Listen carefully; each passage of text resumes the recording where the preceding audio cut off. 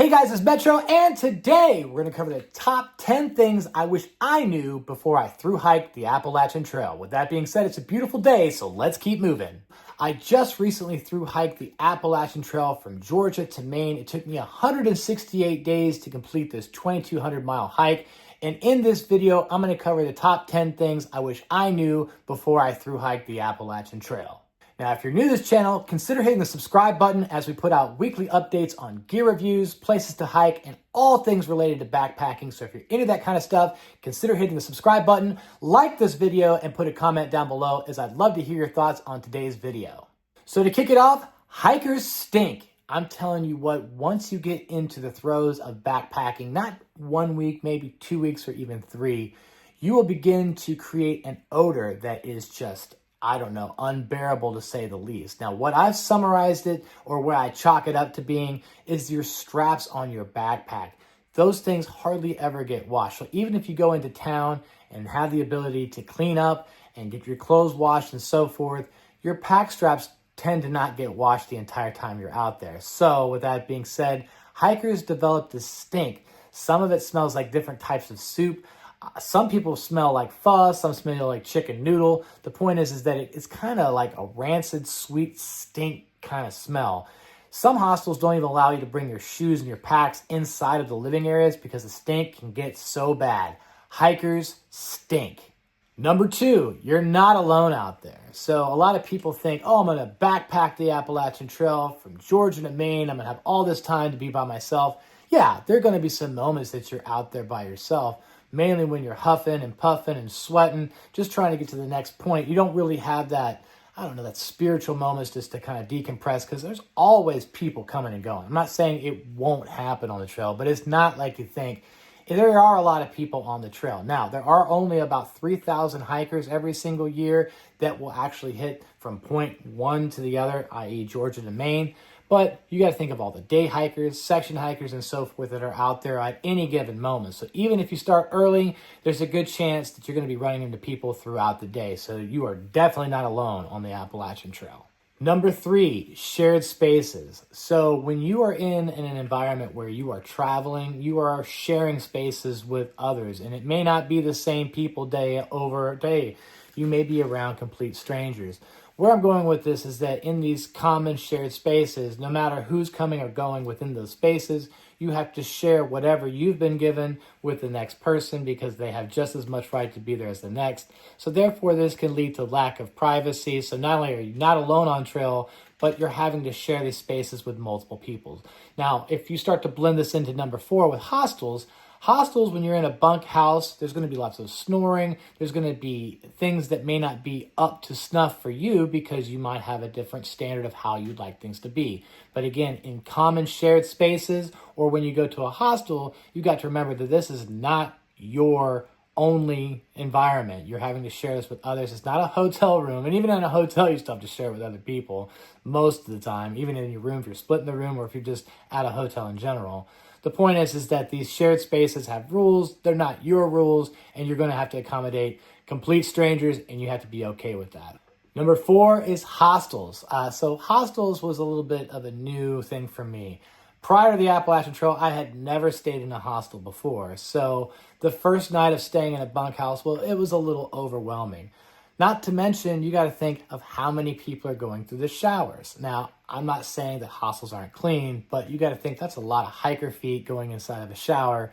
I have to wear shower shoes because I just can't get this out of my head how many feet are in this area. And again, I don't know when the last time it was clean, so the showers have been a thing. So hostels have lots of rules. You're sharing the spaces with lots of people. Snoring, all kinds of things can somewhat be contained in some environments. You can get private rooms and so forth, but blending from the last point, shared spaces when you're at a hostel, number 1, these rules are applying to everyone. This is not your environment. You have to abide by the rules and you have to share these spaces with others. So hostels, if you're not used to, 1, sharing common spaces with others, you're going to have to get used to that in these environments at hostels.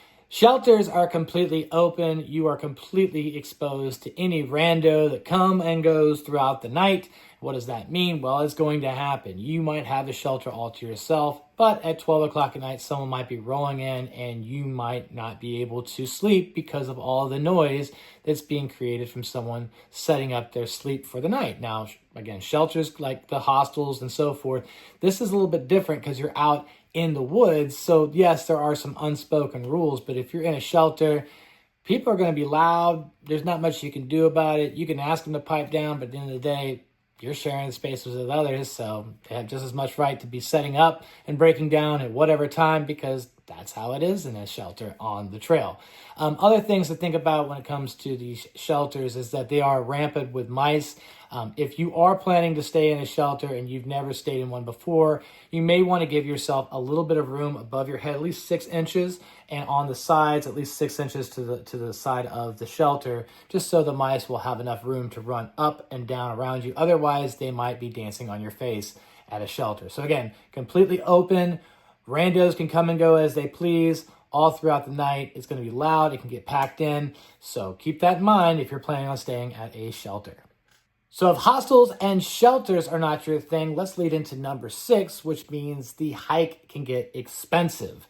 What does that mean? Well, when you go into town, if you don't decide to stay at a hostel, you're going to need to resupply, whether it be in town somewhere and then you come back to the trail, you're going to have to hire a shuttle, which is going to cost you something. Or when you go into town, you're going to have to stay at a hotel. These are additional expenses. Now, just say if you were working on a budget between $5,000 and $7,000, let's take $7,000 as an example. If you were out for 6 months, if you break it down, it's roughly $325 per week. And that could be easily spent on 2 nights in a hotel, 2 dinners, 2 lunches, and a resupply, and there goes your budget. So the money goes very quickly. So some say $5,000 to $7,000. I say it's more like 10 to 12 to give yourself enough room for those additional things like drinks and snacks and things that you're going to want along the way. Also, gear repairs. Your gear is not going to last the entire time, so you might have to swap things out. And if you don't have money budgeted for that, well, you might be up a creek without a paddle. Number 7, campsites. Campsites are not guaranteed for AT thru hikers. In fact, nothing is guaranteed for AT thru hikers. Just because you're out backpacking the Appalachian Trail does not mean a campsite is going to be available for you when you roll into camp. With that being said, there's been multiple times, especially around the weekends, where you roll into camp and you think there's going to be a site available, and unfortunately, day hikers or section hikers have taken up those spots. So just because you're thru hiking does not mean there's going to be a spot guaranteed for you at a campsite, and you're going to have to push on. That's something I wish I knew about the trail before I got on my thru hike. Trail chatter. What is trail chatter? Well, in short, all hikers, hostels, anything that's related to the Appalachian Trail, people will talk. So if you are not your best representative and you're having bad days and putting it out as negative vibes, well, that information around your character is also going to float down the trail. One hostel will talk to the next. So if you are getting drunk or you're not doing the right thing at a hostel, not say I was drinking, but in general, I didn't know how much people talk. I would hear about things that happened in Georgia, stateswide down the way. Also, when I got attacked by a bear, the next day I heard people talking about it, but it turns out I didn't make it. The point is that people talk. If you're a bad representative, if you're putting out the wrong vibes, all of that information is going to follow you down the trail because people talk. Trail chatter is real. Number 9, limited resources. If you didn't know this already, throughout the different months of backpacking on the Appalachian Trail, water and other resources can become scarce. So what I did to get around this was carry extra water bottles with me. Now, I know everyone says, oh, you got to have your standard 2 liters, but I actually brought 2 extra 1.5 liter bottles of water to help me camel up. Once I got to a water source, not only would I drink until I felt full, but I would also fill up all of my bottles. Now, some people say that's a lot of extra weight, but again, knowing that there's limited resources out there, you need to make sure that when you get to a place that has water, especially if it's been dry, you need to start carrying more and more water, because it's not guaranteed that just because there's water listed on the Far Out app, this means it's going to be there. Check the notes, and commonly you'll find out as you go into the summer months, these places will dry up.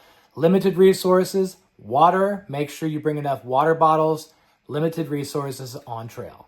Number 10, trail depression is real. When I was on trail, especially getting towards the end of the hike, remember 168 days on trail, I was like, there's no way I'm going to have trail depression. I'm ready to go home and enjoy AC, a door that shuts, privacy, all of those wonderful things of being off trail. I was like, I've had enough. Trust me, everything's going to be fine. But what you'll find is that the trail does change you, and you do become accustomed to becoming outside on a regular basis. Camping outside almost every night in nature does something to your soul. You change as an individual. So when you get off trail and you come back home, you start to think about what you did on a day-to-day basis because your routine is changing so much. And with that being said, since you've adapted into this lifestyle and then you get thrown back into your old life, well, that transition really might impact you more than you think. So as you plan for your through hike, you also might want to think, how I'm going to readjust going back into society. And as you go back into society, how much of a transition do you want to have from, is it going to be just cold turkey, or do you want to maybe hike another trail? Now, some people go to the long trail right after they through hike the Appalachian Trail in Vermont to finish that up, to get 2 through hikes in one year. Great opportunity. Or you could go to do a smaller hike like I'm about to do. I'm about to hike the Foothills Trail and do a through hike of 76 miles to give myself yet another taste of being outside for 4 to 5 months. No, days. 4 to 5 days. No more 4 to 5 months. 4 to 5 days so I can get that feeling of being back on trail without having to be stuck on trail for like 4 to 5 months on another through hike. Now, through hikes are great. I'm not saying that you shouldn't explore those opportunities, but at the same time, there's a lot of things that come along with it, and hopefully you found value in this video. So if you found any value in this video, please hit the like button, subscribe to my channel, and send me your comments. I do respond. As always, thanks for watching, but until next time, let's keep moving.